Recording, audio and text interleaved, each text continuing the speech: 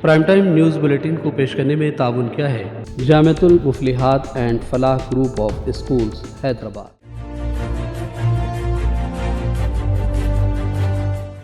अस्सलाम वालेकुम नाज़रीन, सियासत टीवी के प्राइम टाइम में आप सबका तहे दिल से इस्तकबाल है। मैं हूं फरजान अहमद। सबसे पहले पेश है प्राइम टाइम की हेडलाइंस। दिल्ली में मरकजी वज़ीर ट्रांसपोर्ट नितिन गडकरी से रेवंत रेड्डी की क़यादत में तेलंगाना वफ़द की मुलाकात। आउटर रिंग रोड और शाहराहों में तोसी समेत अहम उमूर पर नुमाइंदगी। डिप्टी चीफ मिनिस्टर मल्लू भट्टी ने बताई तफसील। रेवंत रेड्डी ने दिल्ली में रियासती वज़ीर पंचायत राज और देही तरक्की सीताका के साथ सोनिया गांधी से की मुलाकात।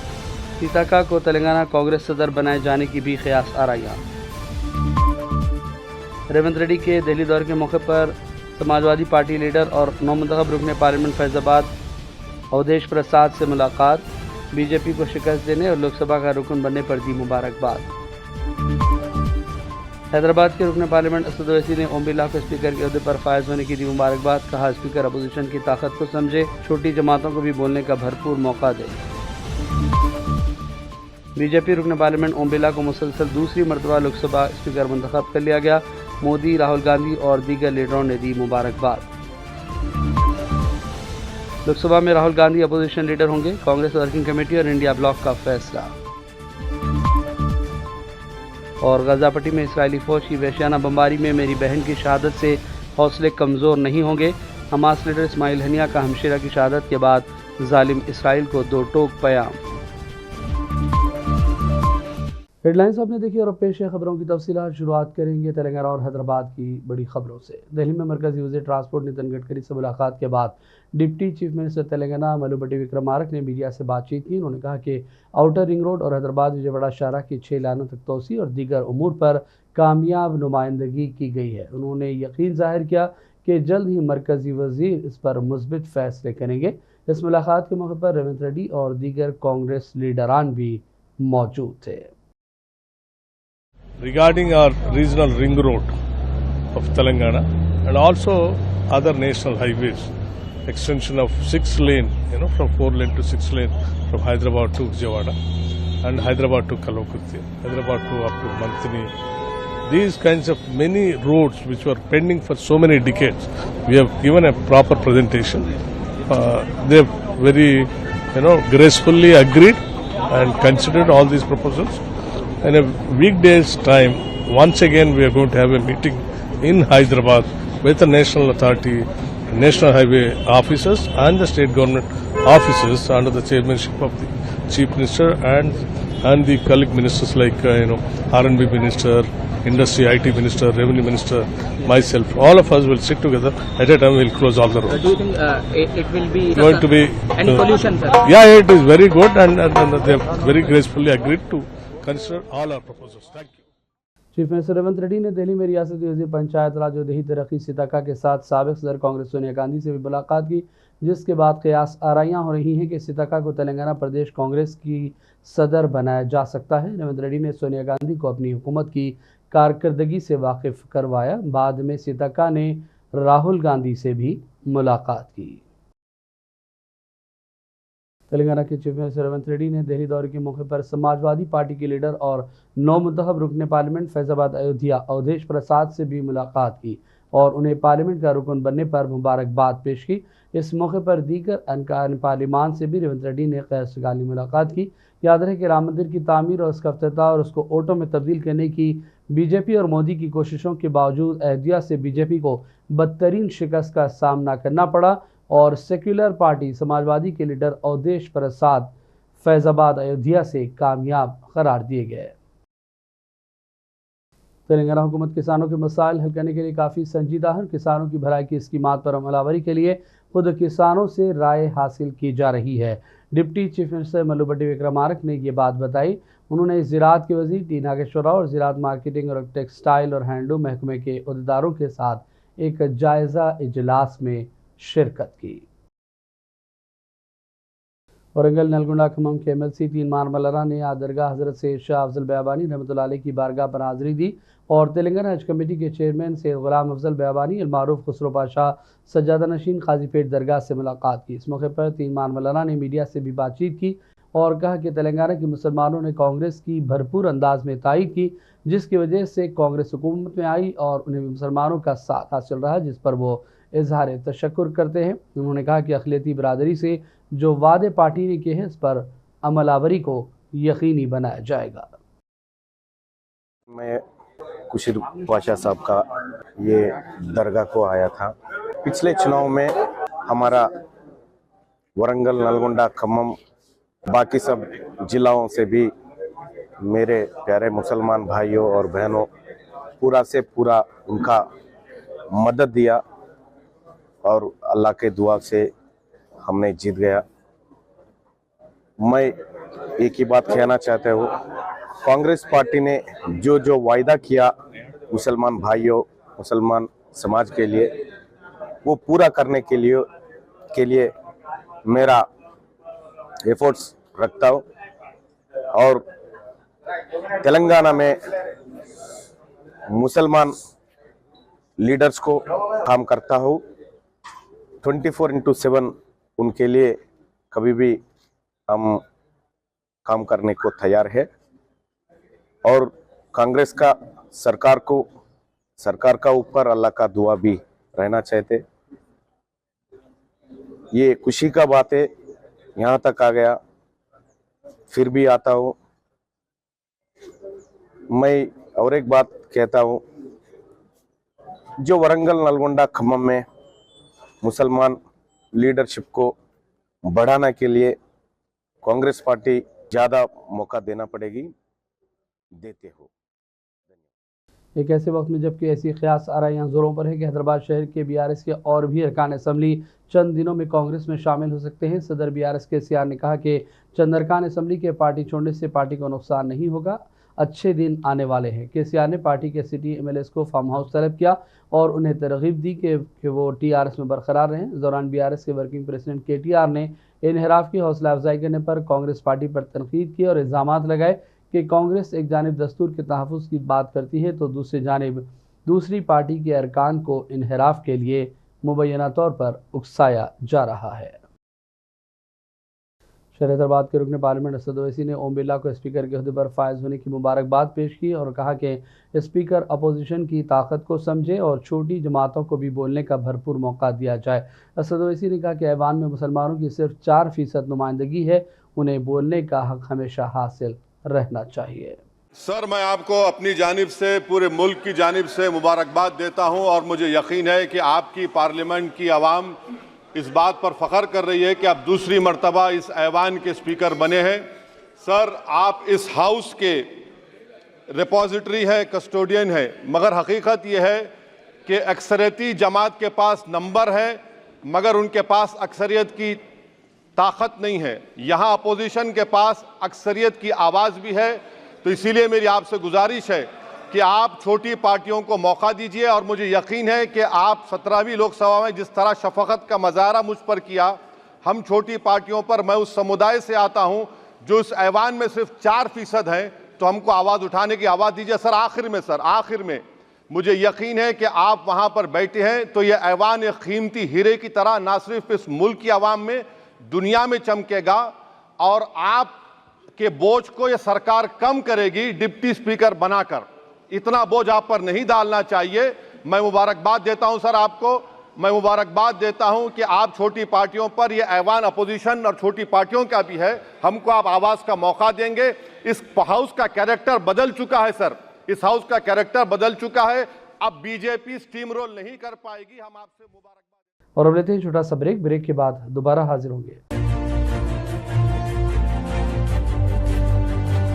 Jamiatul Muflihat and Falah group of schools नए तालीमी साल के लिए दाखिले जारी है। नर्सरी तक 10th इंग्लिश और उर्दू मीडियम, इस्लामी स्टडीज, नाज़िला व हिफ्ज़ और आलिमियत कोर्स के साथ इसके अलावा 10वीं जमात कामयाब लड़के व लड़कियों के लिए 3 साला आलिम कोर्स, फजीलत और तदरीस शोबे हिफ्ज़।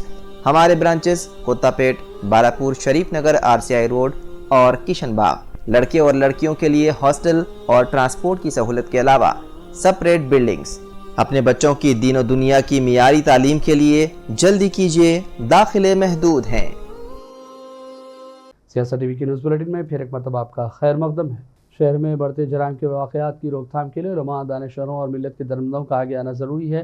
नौजवानों में दीन से बेजारी, तालीम की कमी ने मुनशियात और दीगर जराइम में मुब्तला कर रही है। नौजवान नस्ल को दीन से वाकिफ़ करवाने के लिए इलाकाई सतह पर कमेटियों का क़याम और इन कमेटियों को मसाजिद कमेटियों से जोड़ने की भी शदीद ज़रूरत है। इन खैरात का इज़हार शहर की सरकर्दा मजहबी शख्सियात, समाजी और सियासी तंजीमों और जमातों से वाबस्ता ज़िम्मेदारान ने हैदराबाद के बिगड़ते हालात के हवाले से गोलमेज़ कॉन्फ्रेंस से खिताब के दौरान किए। SC, ST, BC मुस्लिम फ्रंट के ज़ेर-ए-इत्माम मुनक़िदा इस कॉन्फ्रेंस में मौलाना हामिद मोहम्मद खान, मौलाना हुसैन शहीद, अब्दुल क़ुद्दूस गौरी, मुजाहिद हाशमी और दीगर कई मुस्लिम कायदीन ने शिरकत की। डंचेरू के BRS रुकन असम्बली जेमेवाल रेड्डी, जिनके खिलाफ इन्फोर्समेंट के इल्ज़ामात हैं, पार्टी छोड़ने की तैयारी में हैं। बताया जाता है कि वो BJP या फिर कांग्रेस में शामिल हो जाएंगे। हाल ही में उनके और रिश्तेदारों के मकानात पर ED ने छापे भी मारे थे। पुराने शहर हैदराबाद में जगह जगह सड़कें ख़राब हैं, जिससे अवाम को आमदोरफ्त में शदीद मुश्किलात का सामना है। इस दौरान हमारे नुमाइंदे शेख निज़ामुद्दीन लेख ने चार मीनार, मुगलपुरा सड़क के आसपास के मनाजिर अपने कैमरे में कैद किए, जो आप स्क्रीन पर देख सकते हैं। जगह जगह गड्ढे हैं, सड़क ख़राब है, पानी जमा होने से लोगों को शदीद मुश्किलात का सामना करना पड़ रहा है। बल्दी हुक्काम और मुतालिका अहदेदार फौरी इस जानिब तवज्जो दें ताकि अवाम के मसाइल में कमी आ सके। राजन्ना सिलसिला के गमीरावपेट में आज आलमी यौम इंसदाद मुंशियात के हवाले से sub inspector of police B Rammohan की क़यादत में एक रैली का एहतमाम किया गया, जो KG to PG स्कूली कैंपस तक गांधी चौक सिलसिला निकाली गई, जिसके ज़रिए अवाम ख़ासतौर पर नौजवानों को मनशियात और ड्रग्स से इस्तेमाल पर होने वाले मुज़िर असरात से वाकिफ़ करवाया गया। इस मौके पर दीगर पुलिस मुलाजिमीन भी मौजूद थे। సో ఇది మనం పెట్టింది ప్రోగ్రామ్ అంటే ఏంటి, మనం డ్రగ్స్ అగేన్స్ట్, మనం సిల్సిలాలో మనం అందరు డ్రగ్స్ కి వ్యతిరేకంగా ఉన్నాము. అది నాకు మీ నుండి మాట రావాలి. ఎందుకంటే ఇప్పుడు you are the future of our state, మన కంట్రీకి మన స్టేట్ ది మీరే ఫ్యూచర్. ఇప్పుడు గాంజా లేకపోతే ఏమైనా మత్తు పదార్థం ఏమైనా డ్రగ్స్ ఉంటే మనకి మంచి కాదు. నేను చాలా ఉదాహరణ చూశాను. అంటే ఇప్పుడు సిల్సిలాలో, రుద్రంగిలో లేకపోతే వెమ్లవాడలో ఏమేమి ఉదాహరణ చూశాను అంటే వాళ్ళ సొంత ఇంటిలో దొంగతనం చేసి, అది గాంజా కోసం డబ్బులు దొంగతనం చేసి గాంజా కొన్నారు. రీసెంట్గా ఒక అబ్బాయి అంటే గాంజా దొరకకపోతే సూసైడ్ చేశారు. అది కూడా మన జిల్లాలో జరిగింది. I think 4-5 months back, 5 or 6 months back.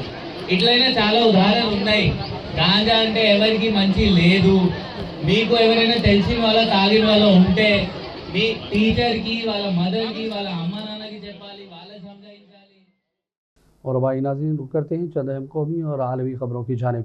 BJP के रुकन पार्लियामेंट ओम बिरला को लोकसभा स्पीकर मंतखब कर लिया गया। बिरला दूसरी बार लोकसभा के स्पीकर बने। वज़ीर-ए-आज़म मोदी ने स्पीकर के अहदे के लिए उनका नाम तजवीज़ किया, जिसे वज़ीर दिफा राजनाथ सिंह ने मंजूर किया। इसके बाद हुक्मरान जमात के 12 अरकान ने ओम बिरला को स्पीकर बनाने की तजवीज़ दी। बिरला के स्पीकर मंतखब होने के बाद मोदी और अपोजिशन लीडर राहुल गांधी उनके पास गए और उन्हें मुबारकबाद पेश की। वज़ीर-ए-आज़म के अलावा राहुल गांधी और पार्लिमानी अमूर के वज़ीर किरण रिजिजू ने ओम बिरला को सदारती कुर्सी तक पहुंचाया। राहुल गांधी ने ओम बिरला को दूसरी मरतबा स्पीकर का ओहदा संभालने पर मुबारकबाद पेश की। उन्होंने कहा कि इस मरतबा एक फ़र्क वाज़ेह है कि अपोजिशन मज़ीद ज़्यादा मजबूत और मुस्तहकम हो गई है। उन्होंने उम्मीद ज़ाहिर की कि एतमाद और शफाफियत के साथ अपोजिशन को ऐवान में आवाज़ बुलंद करने के मौक़े मौसावी अंदाज में मिलते रहेंगे। राहुल ने यह भी कहा कि अपोजिशन की आवाज़ कितनी सुनी जाती है ये ऐवान में स्पीकर को तय करना है, लेकिन इस इंतखाब ने साबित कर दिया कि मुल्क की अवाम आइन की हिफाजत के लिए पुरज़म है और हम अपोजिशन जमातों को मिलने वाली अवाम की ताईद का पार्लियामेंट में पूरी तरह नुमाइंदगी और इसका इजहार भी करेंगे। I'd like to congratulate you for your successful election. For the second time that you have been elected, I'd like to congratulate you on behalf of the entire opposition, on behalf of the India Alliance. Speaker Sir, this House represents the voice of India's people, and you, Speaker Sir, are the final arbiter of that voice. Of course, the government has political power, but the opposition also represents the voice of India's people. And this time, the opposition represents significantly more voice of the Indian people than it did last time. Speaker, sir, the opposition would like to assist you in doing your work. We would like the House to function often and well. Speaker, sir, it is very important that cooperation happens on the basis of trust. It is very important that the voice of the opposition is allowed to be represented in this House. और आपको भी बताते चलें कि India block की मंगल की रात एक इंतहाई अहम मीटिंग हुई, जिसमें कांग्रेस की जानिब से इत्तला दी गई कि लोकसभा में राहुल गांधी अपोजिशन लीडर होंगे। मीटिंग के बाद Congress general secretary KC. Venugopal ने मीडिया को इसकी बाकायदा इत्तला दी। दरअसल इंडिया ब्लॉक की मीटिंग से भी राहुल को अपोजिशन लीडर बनाने का मुतालबा किया गया था। कांग्रेस वर्किंग कमेटी ने भी फैसला किया, जिसके बाद कांग्रेस ने अपने सोशल मीडिया प्लेटफॉर्म एक्स पर राहुल गांधी की एक मुस्कुराती हुई तस्वीर शेयर की, जिसके साथ लिखा गया कि अपोजिशन लीडर आपके Rahul.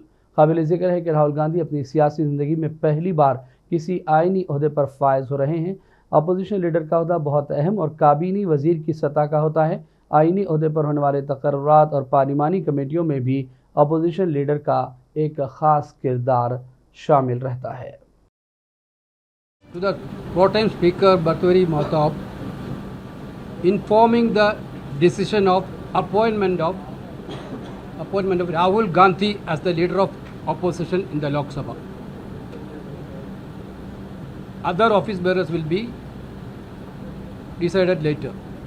To the pro-time Speaker Bhartwari Mahtab, informing the decision of appointment of Rahul Gandhi as the leader of opposition in the Lok Sabha. Other office bearers will be decided later. To the pro-time Speaker Bhartwari Mahtab, informing the decision of appointment of Rahul Gandhi as the leader of opposition in the Lok Sabha. Other office bearers will be decided later.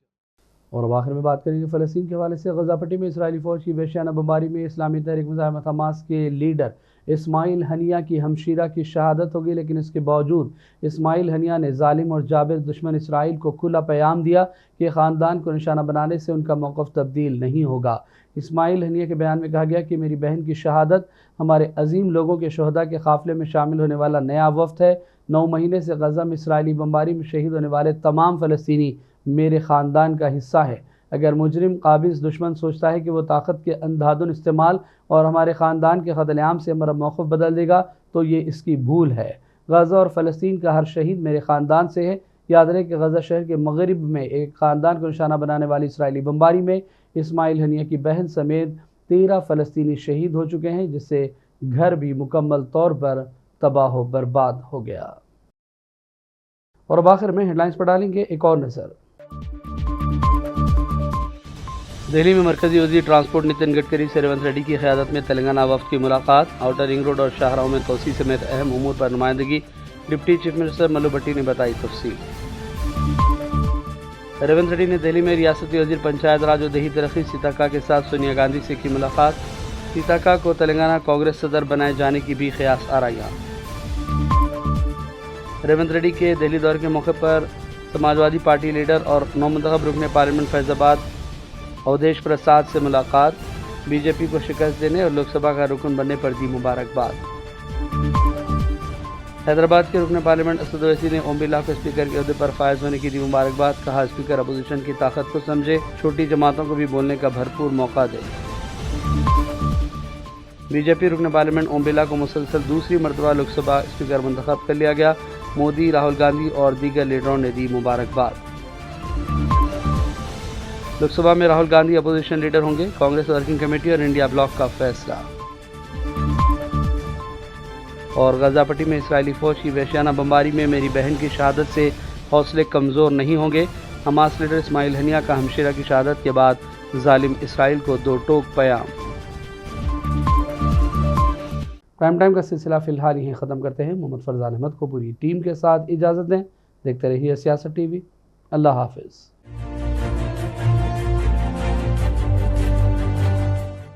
Prime time news bulletin को पेश करने में ताउन किया है Jamiatul Muflihat and Falah group of schools Hyderabad. Jamiatul Muflihat and Falah group of schools नए तालीमी साल के लिए दाखिले जारी है। नर्सरी तक 10th इंग्लिश और उर्दू मीडियम, इस्लामी स्टडीज, नाज़िला व हिफ्ज़ और आलिमियत कोर्स के साथ इसके अलावा 10वीं जमात कामयाब लड़के व लड़कियों के लिए 3 साला आलिम कोर्स, फजीलत और तदरीस शोबे हिफ्ज़। हमारे ब्रांचेस कोत्तापेट, बालापुर, शरीफ नगर, RCI रोड और किशनबाग। लड़के और लड़कियों के लिए हॉस्टल और ट्रांसपोर्ट की सहूलत के अलावा सेपरेट बिल्डिंग्स। अपने बच्चों की दीन और दुनिया की मियारी तालीम के लिए जल्दी कीजिए, दाखिले महदूद हैं।